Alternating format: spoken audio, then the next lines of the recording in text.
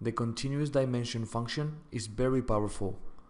We can use this method as a continued dimension or adding all the measurements from the original point, activating the ordinate dimension. In this video, I'll show you both methods. I'm going to leave disabled the ordinate dimension and start with the continuous dimensions. It's important to set the orthogonality angle with the respective dimension orientation. So if I'm making a horizontal continuous dimension, the orthogonality angle must be 0 degrees. If the continuous dimension is vertical, the angle will have to be 90 degrees. In this case, I'm going to make a horizontal dimensioning, so I set the angle to 0 and disable the orthogonal locking. I activate the continuous dimension function and click on the first dimension point. Now I click on the second point to display the first dimension. After doing this, I need to place the measurement.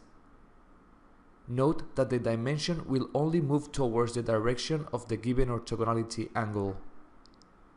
I click to insert the first dimension, and now I can start clicking on the next references to keep displaying the continuous dimension.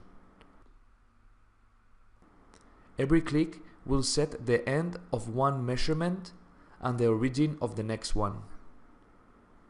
To use the ordinate dimension function, I'm going to create a new dimension style. I click on this icon, click on New, name the new style, and enable the ordinate dimension.